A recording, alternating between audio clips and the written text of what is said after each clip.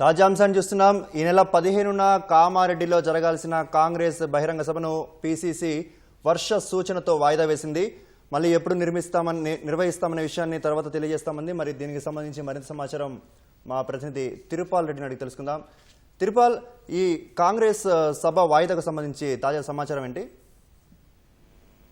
ఈ నెల 15వ తేదీన కామారెడ్డిలో బీసీ డిక్లరేషన్ విజయోత్సవ సభ ఏర్పాటు చేయాలని పీసీసీ నిర్ణయించింది. ఆ మేరకు ఏర్పాట్లు కూడా కొనసాగుతున్నాయి.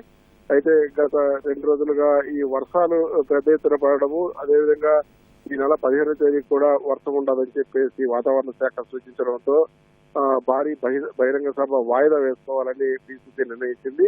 వాస్తవానికి బీసీ డిక్లరేషన్ సంబంధించి గత ఏడాది ఫిబ్రవరి నుంచి కూడా కసరత్తు కొనసాగుతుంది. బీసీలకు 42% రిజర్వేషన్ కల్పించాలన్న సంకల్పంతో ప్రభుత్వం కృషి చేస్తుంది.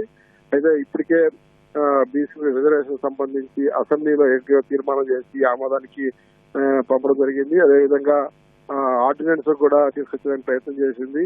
మరోవైపు నిన్న ఇటీవల జరిగిన అసెంబ్లీ సమావేశాలలో 50% సీలింగ్ ను కూడా ఎత్తివేస్తూ బిల్లు సవరణ తీసుకొచ్చారు. వీటన్నిటిని దృష్టిలో పెట్టుకొని ఈ నెల 15వ తేదీన కామారెడ్డిలో గతంలో అసెంబ్లీ ఎన్నికల సందర్భంగా కామారెడ్డిలోనే ఈ బీసీ డిక్లరేషన్ ప్రకటించారు కాబట్టి అదే ప్లేస్ లో తిరిగి విజయోత్సవ సభ నిర్వహించాలని చెప్పేసి పీసీసీ నిర్ణయించింది.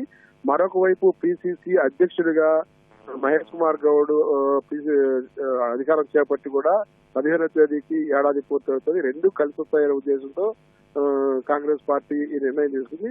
అయితే వాతావరణం అనుకూలించకపోవడంతో ఈ నెల 15వ తేదీన సభను నిర్వహించకుండా వాయిదా వేయాలని చెప్పేసి నిర్ణయించింది.